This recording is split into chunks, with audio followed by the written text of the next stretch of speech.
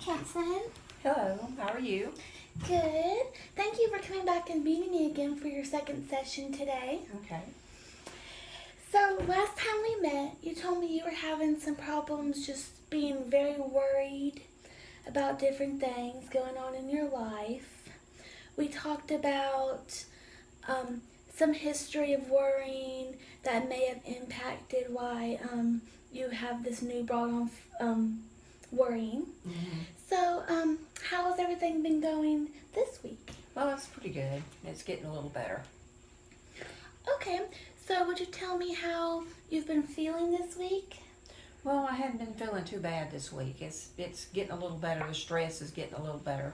And I'm getting used to having to do for my mom, so it's not quite as bad, and she's not as demanding as I thought she might be. Okay, so what I'm getting is that you're kind of feeling a little at ease. You're pretty worried, but now you're able to kind of balance everything a little bit better. Yeah, a little bit, yeah. So what tasks are you having to, you said you were doing things for your mom? Yes. What have you been having to do for her? Well, I have to take her to the grocery store, and I have to take her to the bank, and I have to take her to the doctor's offices when she needs to go, because she can't drive anymore. So I have a brother, but he doesn't seem to bother to help do anything like that, so he's kind of dumped it on me, and my sister lives out of state, so she doesn't get to come back very often. So she's dependent on me for most of her getting around and doing things. Okay, so what I'm hearing from you is that your mother, she quit driving, so you're having to take her on her daily activities between doctor's offices, the grocery store, basically anywhere she may have to or desire to go. Yes. And that can be stressful, especially with you having your siblings. But like you said, your sister lives out of the state and your brother isn't very helpful. Right. How does it make you feel that your brother doesn't seem to help as much with your mother?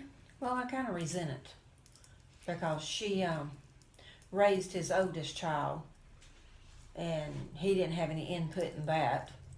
And now he doesn't want to do anything but come up and cut my mom's grass whenever it needs to be cut, and cut her bushes and stuff like that. As far as taking her places or taking her to the doctor and stuff, he always uses, well, he's got to work. But he can do other things when he gets ready to do them that he wants to do. Okay, thank you for sharing that with me. I saw when you were talking about how your brother, how he can do other things like, focus on work, and how he didn't really help out with his son that your mom raised. Right. You kind of twiddled with your hands. Does that, I'm kind of feeling maybe, does that upset you a little bit? Yeah, it does. It does. Yeah, because he has a son that's younger, and it's all about him. And the older son, yeah, he's a problem, and he's incarcerated, and he's been incarcerated off and on for 20 years. But he doesn't want to acknowledge that he even has that son. So I don't think that's right, Okay, that's understandable. You had to feel a little upset. That seems like your mother did a lot to help him in that situation, and he's not giving as much care to your mother as she or you would like. Yes. To her help with. Yes. Have you thought about possibly speaking to your brother about it, or is that something that y'all aren't very close to each other? No, we're not. We're 7.5 years difference in age. It's like my mother had me, and then she had him 7.5 years later, and then she had my sister 6 years after she had him. We wasn't close as siblings. Okay. So it's kind of a touchy subject when you need to talk to him about things like that, or things because he wants to get mad and fire back. So he's not very good at sitting down and having a conversation. He's just no, more... not when it comes to that. Okay, so he's more fire. Yeah. Okay. So that makes it hard, especially with your mother growing older, and you're assuming that you were going to share the responsibilities, but now it's became kind of a task just for you. Right. Do you have any other things that also are on your mind that make it hard to balance between your mom, helping take care of your mom, and your everyday activities? Yeah, my daughter's sick. She has cancer and she has to go to chemo, and I like to go and sit with her while she's having her chemo. And then my husband has to go back and forth to the VA because he has a cochlear implant and it's not working properly, so we're having to have it checked. So it's a lot of going and on my part, and then trying to get my everyday tasks done that I have to do at home. It gets overwhelming sometimes.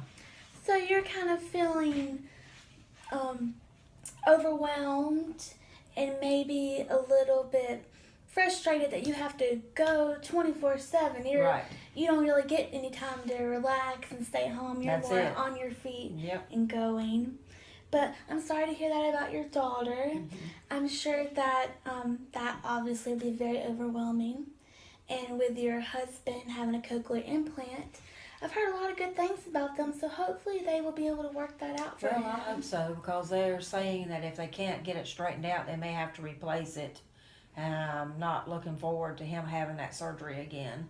Right, because that would be very worrying, having to Yeah. drive to the hospitals and Yeah. different things And then like having that. to go back into his head, that'd be kind of dangerous. Dangerous to me. and make you feel a little scared. Yeah. That's understandable. Anything that's major surgery is gonna, at least in my opinion, be pretty scary on the heart, Right. to go It through. is. So I want to kind of go back to, we were talking about how your brother doesn't seem to want to help out with your mom. I would like to try a technique if you don't mind. Okay. I'm going to step away from this chair, and I want you to pretend that this chair is your brother.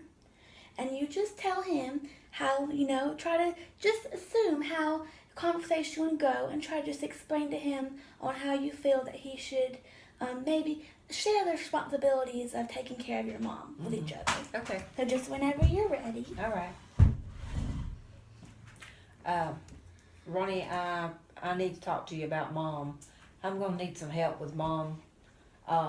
You know that I've got a sick child, and you know that my husband has to go back and forth to the VA, and it's getting to be overwhelming to me to have to do all of it by myself, and I'm going to need some help from you to do more than just come up and cut Mama's grass and bushes. Okay, that was very great, Miss Kempson. Thank you for sharing that. You did a very wonderful job. How do you feel that, you said your brother's name was Ronnie? Yes. How do you think he'd respond to what you said? Well, more likely I'm going to get, well, I've got to work and I don't have time, because that's what he uses when he doesn't want to deal with anything other than what he wants to do. Okay. So what I'm seeing that it's obviously he kind of would come off as frustrated about the conversation taking place. Yes. Which is going to frustrate you because you need the help and he doesn't seem He to doesn't, be he helping. won't be willing to give it. Yeah. Right. So maybe what we should do is then we should sit down and try to make an idea list of, when your mom goes to the doctor, grocery store, probably more grocery store and little tasks like that can be done on the weekends when your brother's not at work. Right. And maybe just have him come down to your mom's with you if you can. And maybe just talk to him and say, look, Ronnie, Mama is older. She can't drive. I'm taking her during the week. If you could just take her someplace that she needs to go on the weekends, it would help me out a lot. And sometimes we might not get their best response at first, but maybe your mom will kind of intervene as well, because she should, expect some of her children to help her. Well, the only thing about Mom is that she don't want to ask them to do anything. She wants me to do it all, because she doesn't want to She doesn't want to impose. Well, that's a common thing with older people. I see a lot in my practice. So that's a good place that I think that we should discuss about how maybe your mom is only relying on you and why that's happening that way. Today I think we made wonderful progress Okay. with getting you to express your feelings and how you feel about worrying about your mom, your daughter, your husband. So I would like to just conclude that we talked about how you're worried a little bit. Your Yes. mom has become very dependent on you taking her to the doctor Yes, and very. grocery store, and your brother doesn't seem to help out that much. Your daughter is undergoing cancer treatment, Yes. and your husband's dealing with difficulties with a cochlear implant. Yes. Is that correct? Yes. Okay, well, I think we have a good foundation from where we picked up last week when you just told me you were worrying and we didn't get to really go into detail. I think we did great progress in figuring it out, maybe deep down that kind of frustrated, upset, and we can explore those feelings in our next session if you would like to continue those sessions with me. Okay, that's fine. And I just want to thank you for coming in, and you have a wonderful day. You too. Thank you, Miss Thank you. Kempson.